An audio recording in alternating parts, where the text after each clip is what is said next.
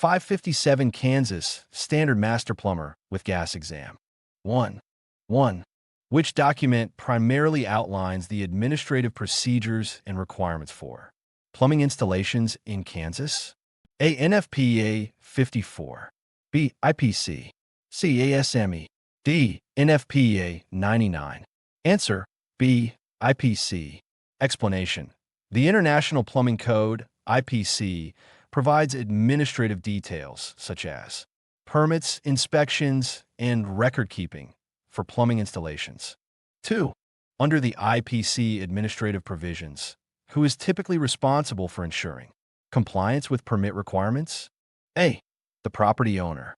B. The plumbing contractor. C. The building inspector. D. The equipment manufacturer. Answer: B. The plumbing contractor. Explanation: the plumbing contractor is responsible for ensuring that all permits are obtained and that work complies with the IPC's administrative requirements. 3. Which of the following is a key purpose of the administrative procedures in the IPC and IFGC? A. To specify the color coding of piping. B. To establish uniform safety and inspection standards. C.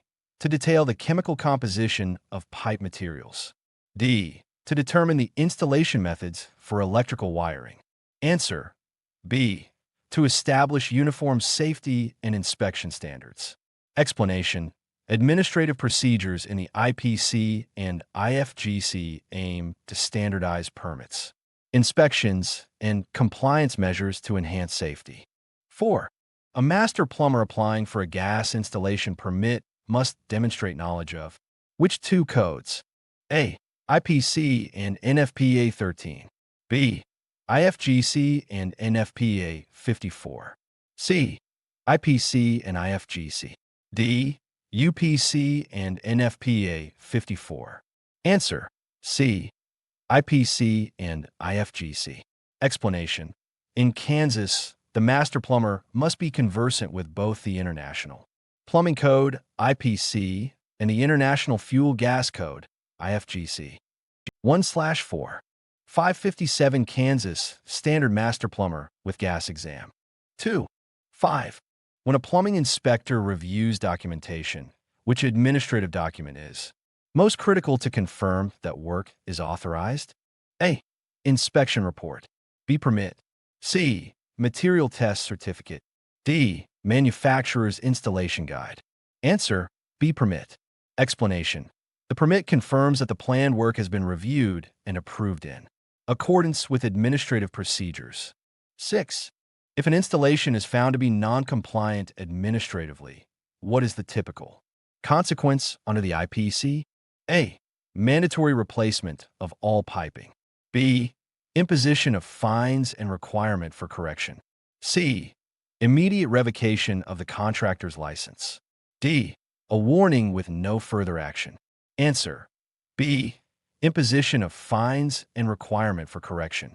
Explanation: non-compliance usually results in fines and corrective actions to bring the installation into code compliance.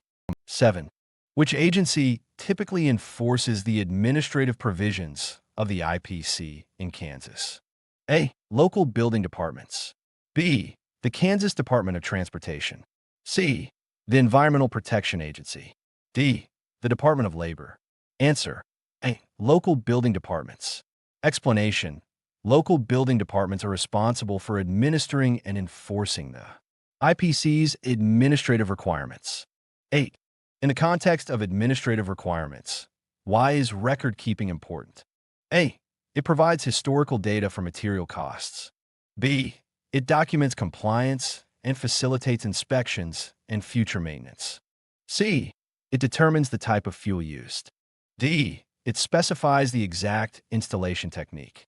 Answer: B. It documents compliance and facilitates inspections and future maintenance. Explanation: proper record-keeping ensures that all necessary permits, inspections, and corrective actions are documented for safety and legal compliance. 2/4. 557 Kansas Standard Master Plumber with Gas Exam. 3. 9. Which of the following best describes the purpose of general installation requirements in plumbing codes? A. To define the exact brand of materials used. B. To establish minimum standards for workmanship and material quality. C. To mandate the use of only imported materials. D. To provide guidelines for interior decorating. Answer: B. To establish minimum standards for workmanship and material quality. Explanation: General installation requirements set forth the minimum acceptable standards to ensure safe and durable plumbing systems. 10. When installing piping, which aspect is most critical to ensure compliance with general regulations? A. Pipe color. B. Adequate support and proper slope. C. Manufacturer's logo visibility. D. Installation speed. Answer: B. Adequate support and proper slope. Explanation: Proper support and slope are essential to ensure that the system functions correctly and meets installation standards. 11. Workmanship in plumbing installations is primarily evaluated based on A. The cost of the materials. B. The adherence to approved practices and codes. C. The size of the project. D. The number of workers on site. Answer: B. The adherence to approved practices and codes. Explanation: Workmanship is measured by how well the installation meets the codes, requirements, and standard practices. 12. What is one of the primary purposes of testing protocols in plumbing installations? A. To ensure that materials match the approved color standards. B. To verify that the installed system is leak-free and functions as intended. C. To determine the age of the piping materials. D. To check the electrical grounding of the system. Answer: B. To verify that the installed system is leak-free and functions as intended. Explanation: Testing protocols are in place to ensure that the system is safe, leak-free, and performs correctly under normal operating conditions. 3/4. 557 Kansas Standard Master Plumber with Gas Exam. 4. 13. According to general regulations, which of the following is required when installing new piping systems? A. Using the cheapest available materials. B.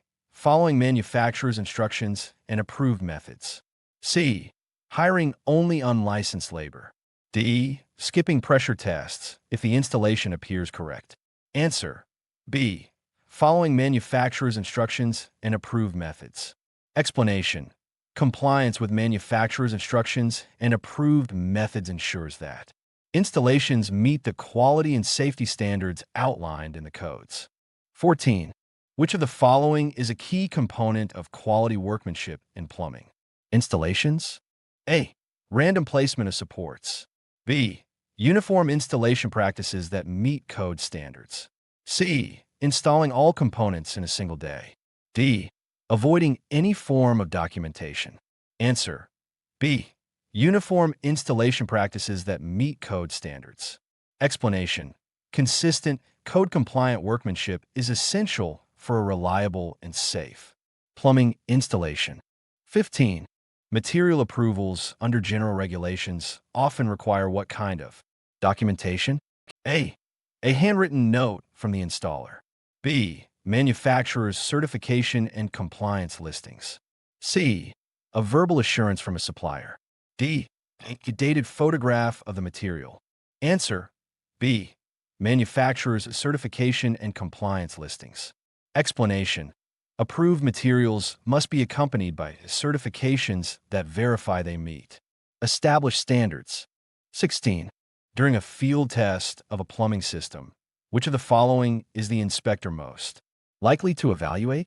A. The aesthetic finish of the piping. B. The system's ability to hold pressure without leaking. C. The color matching of pipes. D. The brand of tools used for installation. Answer: B. The system's ability to hold pressure without leaking, powered by TCPDF, www.tcpdf.org. 4/4.